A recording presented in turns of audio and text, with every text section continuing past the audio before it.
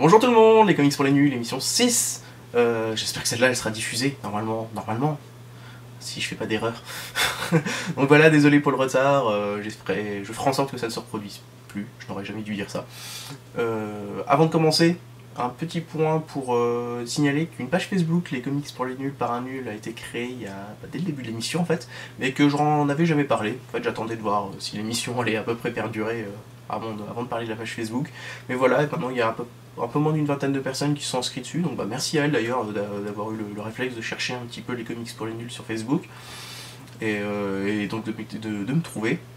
Donc bah, pour le moment il s'y passe pas grand chose, je fais surtout un peu les annonces autour de l'émission, mais c'est pas dit qu'avec le temps cette page évolue, donc pour le moment il y a plutôt une bonne ambiance je trouve sur cette page, donc ça c'est cool. D'ailleurs si vous-même vous avez des comics à conseiller, des comics abordables pour n'importe qui, allez-y, voilà, moi-même je suis un nul, donc il n'y a aucune raison que vos conseils ne valent pas autant que les miens. Donc vous gênez surtout pas, vous venez, vous parlez un peu des comics que vous conseillez, les comics que vous avez aimés, les comics que vous avez moins aimés. Donc je vais pas en faire un forum non plus, mais je pense qu'il y a moyen de faire un petit truc sympa. Donc voilà, si vous avez un petit peu de temps à perdre pour parler comics, vous êtes la bienvenue.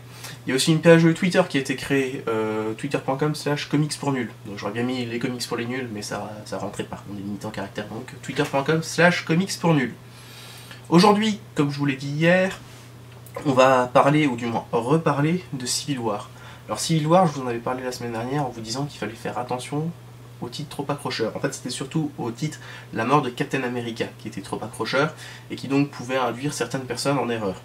Cela dit, Civil War, ça reste un très très bon point d'entrée pour l'univers Marvel. Il y a d'autres points d'entrée, celui-là je le trouve relativement bon. Alors après, je suis pas un grand lecteur de tout ce qui est univers Marvel, mais voilà, celui-ci m'avait quand même particulièrement plu comme point d'entrée. Alors voilà, il faut juste faire attention donc, à être bien au courant de ce qu'on fait, où on va. Donc, alors Civil War, ça se décompose en 3 tomes. Le premier tome, Guerre civile. Le deuxième tome, Vendetta. Et le dernier tome, que je vous ai déjà montré la semaine dernière, La mort de Captain America. Donc chaque tome coûte 28€, ça fait un petit peu moins de 80€ le tome. Le tout plutôt.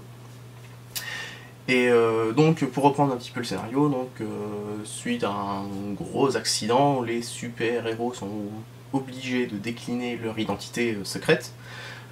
Forcément, tout le monde ne sera pas d'accord avec cette décision, et donc on se retrouve avec les super-héros découpés en 2 clans, ceux qui sont d'accord avec cette décision et ceux qui ne veulent pas décliner leur super identité, leur identité plutôt, avec à la tête de chaque camp Iron Man et Captain America.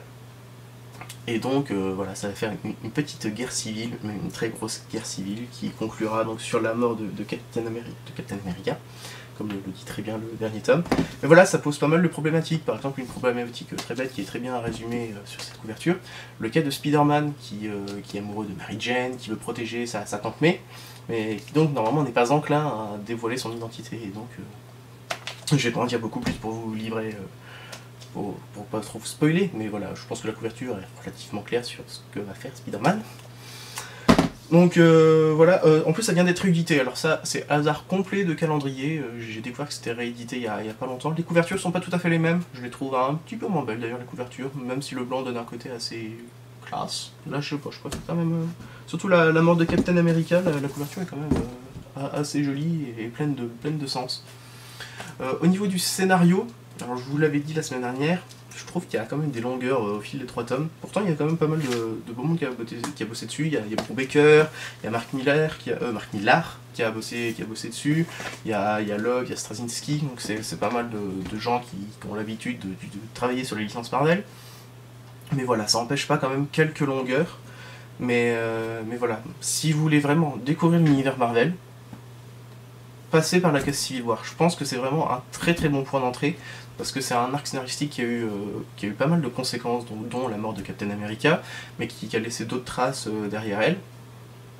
Et donc si après vous voulez découvrir un petit peu la suite, donc il y a Secret Invasion qui est sorti il y a pas trop longtemps, qui est disponible en kiosque, il y a le Dark Reign.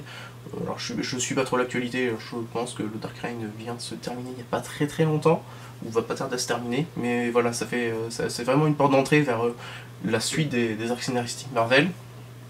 qui sont pas forcément faciles à aborder quand on commence. Parce qu'il faut aller en kiosque, il faut commencer à acheter pas mal de trucs, pas mal de mensuels tous les mois. Donc là voilà, c'est au format librairie, c'est disponible un peu partout maintenant que ça a été réédité. D'ailleurs, petit coup de gueule sur Panini, sur l'ancienne édition. Alors, le tome 1 c'était à peu près bien vendu. Donc du coup, on le trouvait encore relativement facilement. Le tome 3 c'était très bien vendu, donc du coup on le trouvait très facilement. Le tome 2 a dû moins bien se vendre, donc du coup c'était un peu galère à le trouver, c'était même très galère à le trouver vu qu'il était même plus édité fut un temps alors que les deux autres l'étaient encore. Donc du coup c'était facile d'accéder au tome 1 et au tome 3 mais pas au tome 2. J'appelle ça du foutage de gueule personnellement. Donc voilà, j'espère que sur le coup là, Panini continuera d'éditer le tome 1, 2 et 3. D'ailleurs on m'avait conseillé, c'était Tony le retrouver je crois, ou le trouver. Qui me conseillait de plutôt acheter tout ce qui est Marvel au format librairie, dans tout ce qui est brocante et compagnie. Donc c'est vrai que c'est une bonne idée parce que 28 €, ça fait 80 €. Bon d'accord, il y a du contenu, ça fait peut-être un peu cher quand même, surtout que comme je vous l'ai dit, le scénario est pas toujours excellentissime par moment. Donc voilà, si vous arrivez à le trouver en occasion sur internet ou au puce, allez-y franchement, là il n'y aura aucun regret à avoir. Pourquoi c'est bien aussi Civil War? C'est aussi parce que ça vous permet de vous familiariser avec pas mal de personnages. Quand j'ai ouvert Civil War, j'ai croisé pas mal de personnages que je connaissais pas trop, et du coup voilà, ça permet de bien se remettre en jambes sur un peu tous les personnages. Alors le premier tome est plus centré sur Iron Man, le deuxième tome on y voit beaucoup Spider-Man et Wolverine, le troisième tome forcément enfin beaucoup de Captain America. Mais voilà, donc ça permet de découvrir d'autres personnages sur lesquels on ne serait pas forcément attardé, et de peut-être après avoir envie de les suivre dans leur série régulière. Donc alors, après moi comme j'ai beaucoup de trucs à lire, j'ai pas encore spécialement attaqué l'univers Marvel dans son ensemble, mais voilà, je recommande à qui veut se mettre dans l'univers Marvel, ce qui n'est pas forcément évident. Mais voilà, c'est un point d'entrée parmi tant d'autres, mais celui-là je le trouve plutôt bon. Voilà. On en a fini pour les comics, et donc on en a fini avec Civil War cette semaine.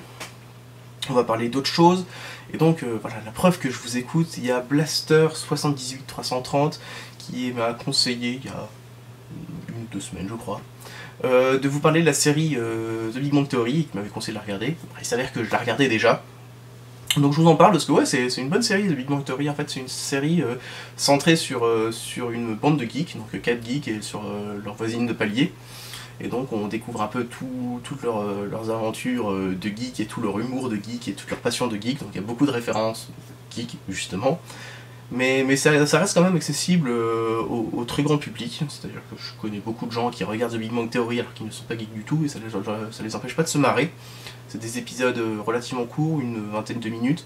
Faut juste faire attention aux rires du public qui surprennent quand on découvre la série.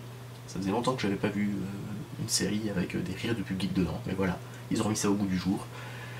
Donc ouais, faut pas hésiter, même si ça parle de geek et que vous soyez ou pas geek, ça reste assez marrant.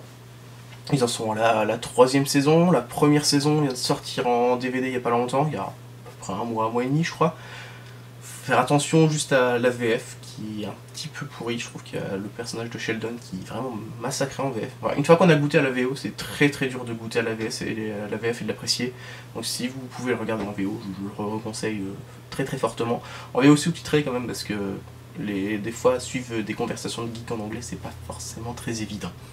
Voilà, donc c'était le petit conseil autre du jour, The Big Bang Theory, et puis bah merci à Blaster 78330 de m'avoir conseillé et de vous avoir conseillé cette série, parce qu'elle est bonne et que je me marre bien regarder ça toutes les semaines. Voilà, donc on en a fini avec Civil War, on en a fini avec Big Bang Theory, on en a fini avec l'émission 6, donc on se retrouve la semaine prochaine, enfin même pas la semaine prochaine, ce week-end, pour reparler comics tous ensemble. Ciao!